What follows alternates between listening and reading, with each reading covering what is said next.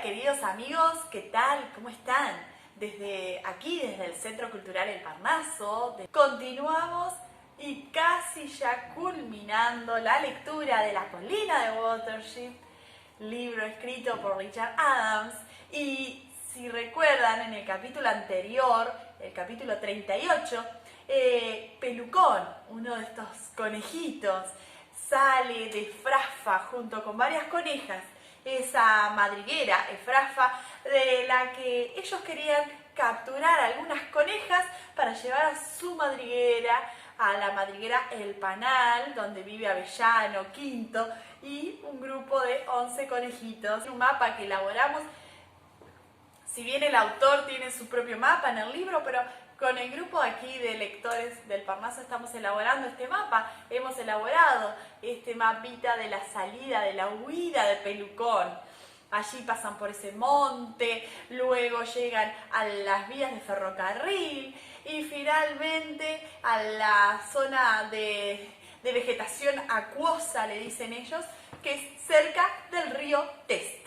Allí en el río Test encuentran una balsa hecha por el hombre, y están allí, Avellano con la soga a punto de cortarse, esperando el grupo de conejos que sube a la balsa y se escapa del general Mostazo de Efrafa junto a todos sus centinelas y coroneles de esa madriguera. Vamos a continuar en el capítulo de hoy, que es el capítulo número 39, titulado Los Puentes. Los bateleros bailan, los bateleros cantan, los bateleros casi todo lo hacen. Baila, batelero, baila. Danza la noche entera hasta el pleno día. Vuelve a casa con las muchachas en la mañana. Hey ho, boga boga batelero. Sigue la corriente de Ohio. Canción folclórica norteamericana. En cualquier otro río, el plan de Frambueso no hubiera dado resultado. El bote no habría dejado la costa, o en caso de dejarla, se habría ido a pique o enredado entre las ramas, o encontrado algún obstáculo. Aquí, en el Test, no habían ramas sumergidas, ni riberas de grava, ni lechos de plantas sobre la superficie. De ribera a ribera la corriente regular y continua fluía como el paso de un hombre que anda de paseo. El bote se deslizó suavemente corriente abajo, sin cambiar la velocidad que había alcanzado a unos metros de la costa. La mayoría de los conejos no se daban cuenta de lo que estaba pasando. Las hembras efrafanas nunca habían visto un río y estaba más allá de cascarilla o de halconcito explicarles que estaban en un bote. Ellas y casi todos los demás se habían limitado a confiar en Avellano y hacer lo que les decían. Pero todos, machos y hembras por igual, vieron que Mostazo y sus perseguidores se habían desvanecido. Abrumados por todo lo que había pasado, los empapados conejos se apelotonaron sin hablar, incapaces de ningún sentimiento, como no fuera un sordo alivio, y sin la energía suficiente para preguntarse qué iba a pasar ahora. Que sintieran alivio, por sordo que fuera, era notable, dadas las circunstancias, y mostraba cuán poco entendían su situación y cuánto temían a Mostazo, ya que haber huido de él les parecía en sí la única fortuna. La lluvia seguía cayendo, tan mojados que ya no la sentían. Se estremecían, sin embargo, con el frío, abrumados por el peso de la piel empapada. El fondo del bote tenía más de 1 centímetro de agua de lluvia. Había una tablita que flotaba. Algunos conejos, en la confusión de trepar al bote, se habían encontrado entre el agua, pero ahora se habían apartado casi todos hacia la popa o a la proa. Aunque Tetunián y Rápido estaban en el estrecho travesaño del medio. Además de incómodos, estaban expuestos y desesperados. Finalmente, no había manera de gobernar el bote y no sabían a dónde iban. Estas eran dificultades que sobrepasaban el entendimiento de todos, salvo el de Avellano, Quinto y Frambueso. Pelucón se había desmoronado junto a Avellano y estaba exhausto. El coraje febril que lo había llevado de Frafa hasta el río había desaparecido y su hombro herido le dolía mucho. Pese a la lluvia y al pulso que le palpitaba en una pata delantera, tenía ganas de ponerse a dormir ahí mismo, tendido sobre las tablas. Abrió los ojos y miró a Avellano. «No podría hacerlo de nuevo, Avellanal», dijo. «No tienes que hacerlo», replicó Avellano. «Pasamos raspando, ¿sabes?», dijo Pelucón. «Una posibilidad en 1000. Los hijos de nuestros hijos oirán una hermosa historia», contestó Avellano, citando un proverbio conejil. «¿Cómo te hiciste esa herida? Es muy fea». «Peleando con una oslafa del consejo», dijo Pelucón.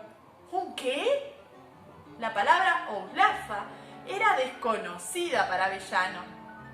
«Una bestezuela asquerosa, como Jufsa», dijo Pelucón. «¿Lo venciste?». «Oh, sí, no estaría aquí de otro modo. Creo que había dejado de correr. Caramba, Avellanal, tenemos las hembras. ¿Qué va a pasar ahora?». «No sé», dijo Avellano, «necesitamos que uno de estos conejos inteligentes nos lo diga». «¿Y Quejar, dónde se ha metido? Creo que él entiende algo de esta cosa en la que estamos». Diente de León, acurrucado junto a Avellano, se incorporó ante la mención de conejos inteligentes. Se abrió paso en el suelo inundado y se unió a Frambueso y Quinto. «Todos nos preguntamos qué va a pasar, qué vamos a hacer ahora», dijo Avellano. «Bueno», dijo Frambueso, «creo que pronto la corriente nos llevará a la costa y entonces podremos bajar, encontrar algún refugio, pero no me parece malo que nos alejemos de esos amigos de Pelucón». «Lo malo es», dijo Avellano, «que estamos aquí bien a la vista y no podemos correr. Si un hombre nos ve, vamos a tener dificultades». «A los hombres no les gusta la lluvia», dijo Frambueso. «A mí tampoco, a decir verdad, pero ahora nos protege». En aquel momento, Giselle, que estaba detrás de él, se sobresaltó y miró. «Perdón por interrumpirte, señor», dijo como si se dirigiera a un oficial efrafano. «Pero el pájaro blanco viene hacia nosotros». Quejar remontaba volando el río en medio de la lluvia y se posó en la parte más estrecha del bote. Las hembras que estaban cerca retrocedieron nerviosas. «Señor Avellano», dijo, «llegar puente. ¿Tú ver puente?». No se le había ocurrido a ninguno de los conejos que estaban flotando fuera del sendero por el que habían venido aquella noche, antes de que estallara la tormenta. Estaban en el lado opuesto al cercado de plantas que bordeaba la costa y todo el río parecía distinto. Pero ahora vieron no muy lejos el puente que habían cruzado 4 noches antes cuando habían llegado ante el test. Lo reconocieron enseguida porque tenía el mismo aspecto que visto desde arriba. Visto desde la ribera. «Tal vez tú ir bajo, tal vez no», dijo Quejar, «pero tú sentarte, ser difícil». El puente se tendía de lado a lado entre 2 soportes bajos. No era arqueado. La armazón, hecha de viga de hierro, era perfectamente recta, paralela a la superficie a unos 20 centímetros por arriba. A tiempo, Avellano vio lo que Quejar señalaba. Si el bote pasaba bajo el puente sin chocar, lo iba a hacer apenas por media pata. Cualquier criatura por encima del nivel iba a ser golpeada y quizá tirada al río. avanzó en medio del agua caliente y estancada y se abrió camino ante los conejos mojados y apelotonados. ¡Todos! ¡Todos! ¡Al fondo! ¡Al fondo!, ordenó. ¡Plateado! ¡Halconcito! ¡Todos! No importa el agua. Tú y tú, ¿cómo te llamas? O Blacagar, que todos se echen al fondo. ¡Pronto! Al igual que Pelucón, descubrió que los conejos efrafanos obedecían enseguida. Vio a Quejar volar desde el lugar en donde se había posado y desaparecer sobre las barandas de madera. Los contrafuertes de cemento sobresalían en cada ribera, de modo que el río enangostado corría un poco más rápido bajo el puente.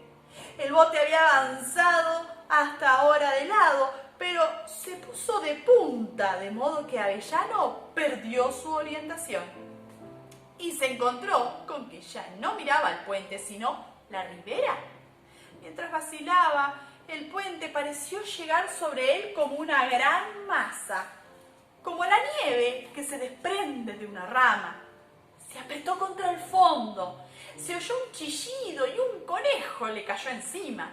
Luego un golpe fuerte vibró a lo largo de la barca y el suave movimiento se interrumpió.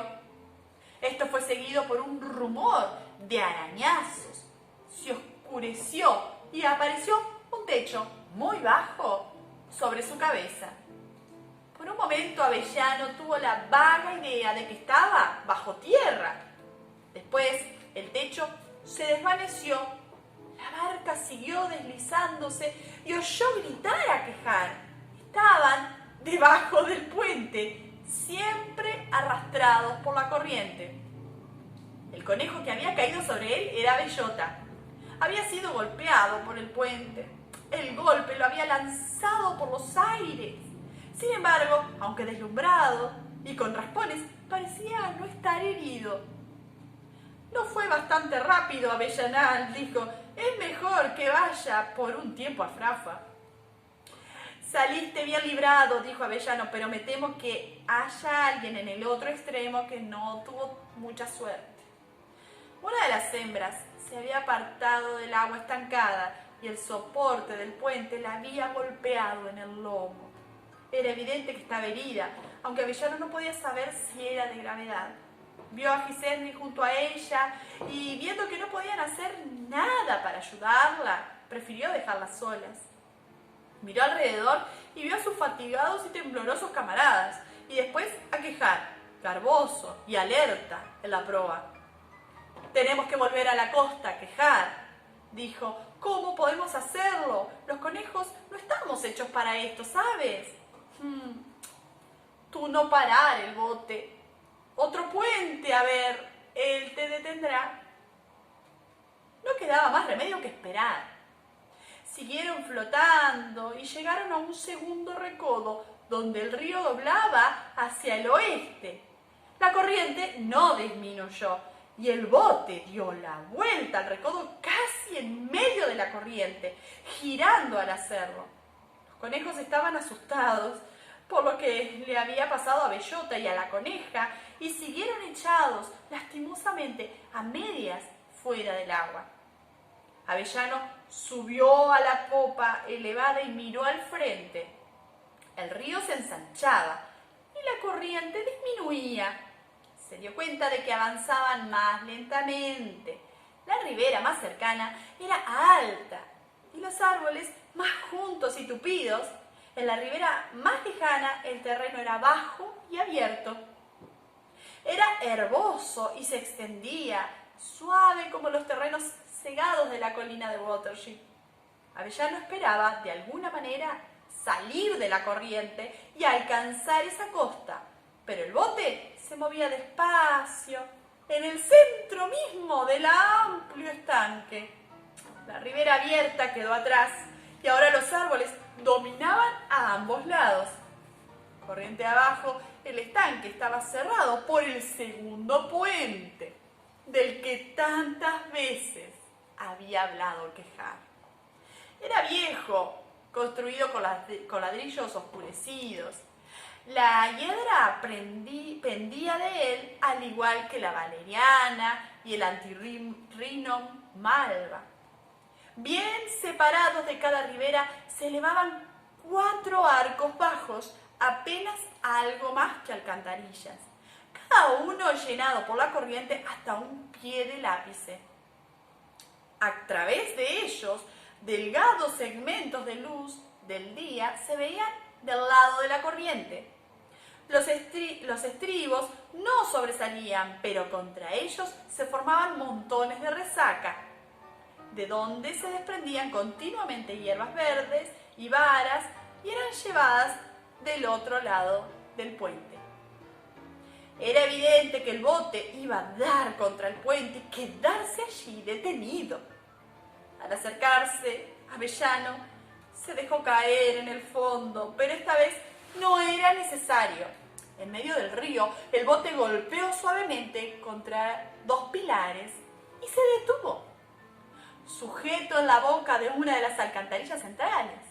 No pudo seguir más. Habían flotado menos de 1 kilómetro en algo más de 15 minutos. Avellano colocó las patas en el lado bajo y miró con viveza hacia la corriente. Inmediatamente debajo, una leve ondulación de escasa profundidad se tendía por la línea del agua donde la corriente cogía al bote. Era demasiado lejos para saltar a la costa y ambas orillas eran empinadas. Se dio la vuelta y miró hacia arriba. La construcción de ladrillos era lisa como una hilera que se proyectaba a medias entre él y el parapeto. No se podía trepar por allí. «¿Qué vamos a hacer, Frambueso?», dijo dirigiéndose al perno fijado en la popa con su descascarado resto de pintura. «Tú nos has metido en esto, ¿cómo saldremos?». «No lo sé, Avellanal», dijo Frambueso. «De todas las maneras que podríamos terminar, jamás se me ocurrió pensar en esta. Parece que tendremos que nadar». «Ay, nadar», dijo Plateado. «Ni lo sueñes, Avellanal. Sé que la distancia no es grande, pero mira hacia esas orillas. La corriente nos arrastraría antes de que pudiéramos salir. Eso significa caer en uno de esos agujeros bajo el puente». Avellano procuró ver al otro lado del arco. Podía verse muy poco. El oscuro túnel no era largo, quizá no mucho más largo que el mismo bote. El agua tenía aspecto tranquilo, parecía que no habían obstrucciones y que había espacio para la cabeza de un animal que nadara entre la superficie del agua y el ápice del arco. Pero el segmento era tan estrecho que era imposible ver exactamente qué había al otro lado del puente. La luz disminuía. El agua, las hojas verdes, el reflejo moviente de las hojas al salpicar de las gotas de lluvia y una cosa curiosa que parecía erguirse en el agua y estar hecha de líneas grises verticales. Eso era todo lo que él podía ver. La lluvia producía un eco lúgubre en la alcantarilla, el ruido seco y sonoro en el hueco de la arcada, tan distinto de cualquier ruido que se puede oír en un túnel de tierra, era inquietante. Avellano se volvió hacia Frambueso y Plateado. «Estamos en un apuro», dijo. «No podemos seguir aquí, pero no veo la manera de salir». Quejar apareció en el parapeto por encima de ellos y se sacudió la lluvia de las alas y bajó a la barca. «Bote terminar», dijo. «No esperar más». «Pero ¿cómo podemos volver a la costa? Quejar», dijo Avellano. La gaviota se sorprendió. «Perro, nada. Rata, nada. ¿Tú no nadar?». «Sí, podemos nadar si no es muy lejos, pero las orillas son demasiado empinadas para nosotros, Quejar. No podremos impedir que nos lleve la corriente a uno de esos túneles y no sabemos qué hay del otro lado». «Es bueno, tú salir bien». Avellano se sintió desconcertado. ¿Qué debía entender por esto? Quejar no era un conejo. Fuera lo que fuera el gran agua, debía ser peor que esto. Y Quejar estaba acostumbrado. En todo caso, nunca decía mucho. Lo que decía se limitaba siempre a lo más simple, ya que no hablaba lapino. Les hacía un favor porque le habían salvado la vida, pero Avellano sabía que no podían por menos de desperdiciarlos como criaturas tímidas, indefensas, caseras, criaturas que no podían volar. Con frecuencia se impacientaba. Quería decir que había mirado el río y lo había considerado como si fuera un conejo. Que había agua lenta bajo el puente con un borde bajo y escalonado del que podían salir fácilmente. Aquello parecía demasiado bueno. O simplemente quería decir que debía darse prisa y arriesgarse a hacer lo que él podía sin dificultad. Era lo más posible, suponiendo que uno de ellos saltara del bote y se lanzara a la corriente. ¿Qué pasaría con los demás si ese no volvía? El pobre Avellano miró alrededor. Plateado lamía el hombro herido de Pelucón. Frambueso se movía inquieto sobre el travesaño, nervioso, sintiendo claramente lo que Avellano sentía. Mientras vacilaba, Quejar lanzó un chillido. Conejos no buenos, lo que yo mostrar. Se dejó caer pesadamente por el lado levantado. No había abertura entre la barca y la oscura boca de la alcantarilla. Sentado en el agua como un pato salvaje, entró flotando en el túnel y desapareció. Avellano lo siguió con la mirada, pero no pudo ver nada al principio. Después percibió la forma de Quejar, negra contra la luz en el extremo, flotar hacia la luz del día, girar hacia un lado y pasar más allá de la vista limitada. ¿Qué demuestra esto?, dijo Frambueso, a quien le castañaba los dientes. Podía haber volado sobre la superficie o poner abajo sus grandes patas palmadas. Él no está empapado y temblando con el peso de la piel mojada. Quejar reapareció en lo alto del parapeto. «Tú ir ahora», dijo con voz cortante. El desdichado Avellano vacilaba todavía. La pata empezaba a dolerle de nuevo. Al ver a Pelucón, nada menos que a Pelucón, en el límite de sus fuerzas, casi inconsciente, sin participar en la hazaña desesperada, disminuía aún más su valor. Sabía que no tenía ánimo para saltar al agua. La horrible situación lo sobrepasaba. Patinó sobre las resbaladizas tablas y al incorporarse, vio a Quinto a su lado. «Iré yo, Avellano», dijo Quinto tranquilamente. «Creo que la cosa marchará». Puso las patas delanteras en el borde del bote. Instantáneamente todos los conejos quedaron inmóviles, paralizados. Una de las conejas pateó el fondo encharcado del bote. De arriba llegaban ruidos de pasos, de voces de hombres y el olor de un palito blanco que ardía. Quejar se alejó volando. Ningún conejo se movió. Los pasos se acercaron, las voces se hicieron más fuertes. Estaban en el puente, encima, no más lejos de ellos que el alto de un cercado. Cada uno de los conejos sintió el instinto de huir, de meterse bajo tierra. Avellano vio que Gisendi le miraba y le devolvió la mirada, deseando con toda su voluntad que se quedara tranquila. Las voces, el olor del sudor humano, del cuero, de los palitos blancos, el dolor de la pata, el húmedo y rumoroso túnel junto a su oreja, todo eso lo había conocido, todo esto lo había conocido antes. ¿Cómo es posible que los hombres no lo vieran? Tenían que verlo. Él yacía a sus pies, estaba herido, venían a recogerlo. Después los ruidos y los olores se fueron apagando y el resonar de los pasos disminuyó. Los hombres habían cruzado el puente sin mirar sobre el parapeto. Se habían ido. Ay, Avellano se recobró. Asunto resuelto, dijo. Todos tendrán que nadar. Vamos, Campanilla. Dijiste que eras un conejo acuático. Sígueme. Subió el travesaño y enderezó a uno de los lados. Pero fue Cascarilla quien se puso a su lado. Pronto, Avellanal, dijo Cascarilla dando saltitos y temblando.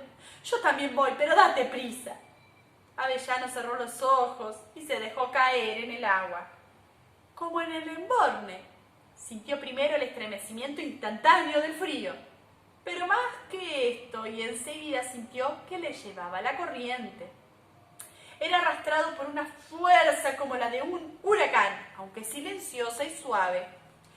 Avanzaba sin remedio por un pasadizo frío y sofocante, sin apoyo para sus pies. Lleno de miedo, pateó y luchó, sacó la cabeza, tomó aliento, arañó con las patas los ásperos ladrillos bajo el agua y volvió a perderlos al ser arrastrado. Después la corriente se hizo más lenta, el pasadizo desapareció, la oscuridad se hizo luz y hubo hojas y cielo otra vez sobre su cabeza. Siempre debatiéndose, chocó contra algo duro, lo golpeó y volvió a chocar y después por un momento tocó suelo blando. Se arrastró y comprobó que avanzaba entre el barro líquido. Estaba sobre un banco de barro. Quedó jadeando unos momentos, después se limpió la cara, abrió los ojos. Lo primero que vio fue a Cascarilla, emplastado de barro, que gateaba hacia el banco a unos pies de distancia. Lleno de alegría y de confianza, todos sus terrores olvidados, Avellano se adelantó hacia Cascarilla y ambos se metieron entre las matas. No dijo nada y evidentemente Cascarilla no esperaba que dijera nada. Desde el refugio de unas matas purpúreas miraron hacia el río. El agua salía de debajo del puente formando un segundo remanso. En derredor de las dos riberas, los árboles, las malezas eran más densos. Había una especie de pantano y era difícil de decir dónde terminaba el agua y dónde empezaba el bosque. Las plantas crecían en montones dentro y fuera de los bañados barrosos. El fondo estaba cubierto por fino sedimento y un barro que era casi agua. Donde los dos conejos habían abierto surcos al salir hacia la costa, el diagonal a través del remanso, desde el puente de ladrillos de la orilla hasta un punto algo más abajo de ellos. En el lado en que estaban había una reja de varas de hierro delgadas y verticales.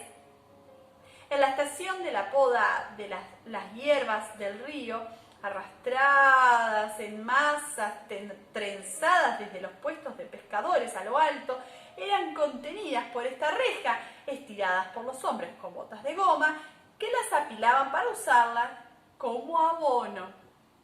La orilla izquierda era un gran basurero de hierbas podridas entre los árboles. Era un lugar verde con olor rancio, húmedo y encerrado. Viejo y gran quejar, dijo Avellano, contemplando con satisfacción la fétida soledad. Debía haber confiado en él. Mientras hablaba, un tercer conejo emergió a nado bajo el puente. Al verle luchar contra la corriente como una mosca en la tela de araña, ambos se llenaron de miedo. Ver a otro en peligro es casi tan malo como compartir ese peligro. El conejo llegó contra el enrejado, flotó un poco más lejos, tocó el suelo y se arrastró fuera del agua turbia. Era Blacabar. Se echó de lado y pareció no ver a Avellano y a Cascarilla que se le acercaron. Después de un rato empezó a toser y vomitó un poco de agua y se sentó. ¿Estás bien?, preguntó Avellano. Más o menos, dijo Blacabar, pero tenemos que hacer mucho más esta tarde, esta noche, señor. Estoy muy cansado. No, puedes descansar aquí, dijo Avellano. Pero, ¿por qué te arriesgaste por tu cuenta? Dentro de lo que sabías, podíamos estar los dos en el fondo. Creí que habías dado una orden, dijo Blacabar. Comprendo, dijo Avellano. Bueno, a este paso vas a descubrir que somos unos flojos, creo. ¿Alguno más intentó saltar como tú lo hiciste? Están un poco nerviosos, dijo Blacabar. Y no me extraña. Sí, pero lo malo es que pueda pasar cualquier cosa, dijo Avellano agitado. Todos se van a poner tarnos si siguen ahí esperando. Los hombres pueden volver. Si pudiéramos decirles que no hay peligro. Creo que podemos, señor, dijo Blacabar. Si no me equivoco, basta con deslizarse por la orilla hacia arriba y bajar un poco luego. ¿Quieres que vaya? Avellano quedó desconcertado. Dentro de lo que él sabía, era un pobre desdichado prisionero de Frafa. Ni siquiera un miembro de Lousla, aparentemente, y acababa de decir que estaba exhausto. Él también iba a ponerse a su altura. Iremos ambos, dijo. Haru, ¿quieres quedarte aquí y vigilar? Con buena suerte empezarán a llegar. Ayúdalos si puedes. Avellano y Blacabar se metieron en la maleza mojada. El sendero de hierba que cruzaba el puente corría sobre ellos en lo alto de un banco empinado. Y subieron el declive y miraron cautelosamente desde el pasto crecido del borde. El sendero estaba vacío y no se oía ni se olía nada. Lo cruzaron y llegaron al fin del puente por el lado en que subía la corriente. Aquí la ribera caía a pico sobre el río. 1 o 2 metros abajo, Blacabar bajó sin vacilar, pero Avellano le siguió más lentamente. Encima del puente, entre este y una mata de espinos, había una franja de hierba que colgaba sobre el agua. En el río, a unos pocos pies de distancia, entre la maleza de los postes, estaba el bote. ¡Plateado!, gritó Avellano. ¡Quinto, vamos! ¡Tiramos al agua! No hay peligro bajo el puente. Primero las hembras, si se puede. No hay tiempo que perder. Los hombres pueden volver. No era tarea fácil levantar el ánimo de las entumecidas y asustadas hembras y hacerles entender lo que debían hacer. Plateado les habló a una por una. Diente de León, en cuanto vio a Avellano a la orilla, se dirigió enseguida a la popa y se zambulló. Lo siguió rápido, pero cuando Quinto iba a tirarse, Plateado le detuvo. Si todos los machos se van, Avellano, dijo, las hembras se quedarán solas y no creo que se las arreglen. Obedecerán a Tailí, señor, dijo Blacabar, antes de que Avellano pudiera contestar. Creo que él sabe dirigirlas. Pelucón seguía echado en el fondo del agua, en el lugar en que se había puesto cuando llegaron al primer puente. Parecía dormido, pero cuando Plateado le tocó con el hocico, levantó la cabeza y miró deslumbrado. «Oh, hola, Plateado», dijo. «Me temo que este hombro me va a molestar bastante y siento un frío horrible. ¿Dónde está Avellano?» Plateado le explicó. Pelucón se incorporó con dificultad y todos vieron que todavía sangraba. Fue cojeando hasta el travesaño y se encaramó en él.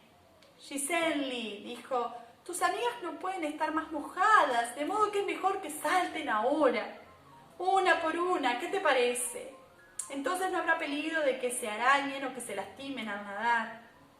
Pese a lo que había dicho Blacabar, pasó mucho tiempo antes de que todos dejaran el bote. Había en total unas 10 hembras, aunque ninguno de los conejos sabía el número. Y si bien 1 o 2 respondieron a las pacientes instancias de Pelucón, algunas estaban tan agotadas que seguían acurrucadas o miraban estúpidamente el agua hasta que otras venían a ocupar su lugar. De vez en cuando Pelucón pedía a uno de los conejos que ayudara y de este modo Bellota, Halconcito y Campanilla treparon rápidamente.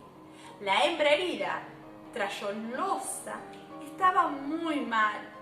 Frambueso y Tetunián nadaron acompañándola, uno delante y el otro detrás. Al ponerse oscuro del todo, cesó de llover. Avellano y Blacabar volvieron al borde del remanso debajo del puente. El cielo se despejó y la opresión se aligeraba a medida que el trueno se alejaba hacia el este. Pero fue Fuirle antes de que Pelucón pudiera pasar bajo el puente con Plateado y Quinto. Lo único que podía hacer era mantenerse a flote y cuando llegó a la reja se dio la vuelta en el agua con la panza hacia arriba como un pez moribundo. La corriente le arrastró a la zona pantanosa y con ayuda de Plateado logró salir. Avellano y varios otros lo esperaban, pero él los apartó en un relámpago de sus antiguos modales petulantes. «Vamos, fuera de mi vista», dijo, «ahora voy a dormir, Avellano, y que Fritz te ayude si dices que no». «Así es como nos entendemos, ¿sabes?», dijo Avellano al atónito Blacabar. «Te acostumbrarás después de un tiempo. Ahora busquemos ese punto seco que nadie ha descubierto aún. Quizá podamos dormir entonces».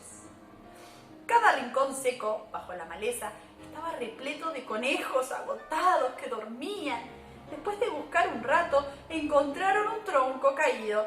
Sin corteza en la parte de abajo, se metieron a las ramas, entre las ramas y hojas, y se acomodaron en el hoyo suave y redondo, que pronto adquirió un poco de calor de sus cuerpos y se durmieron enseguida. Y aquí culmina el capítulo 39 de esta maravillosa historia de la colina de Watership. Mañana continuaremos con el capítulo 40. Comenzaremos entonces los últimos 10 capítulos de esta historia. Así que amigos, no se los pierdan. Nos vemos. Hasta mañana. Chau, chau.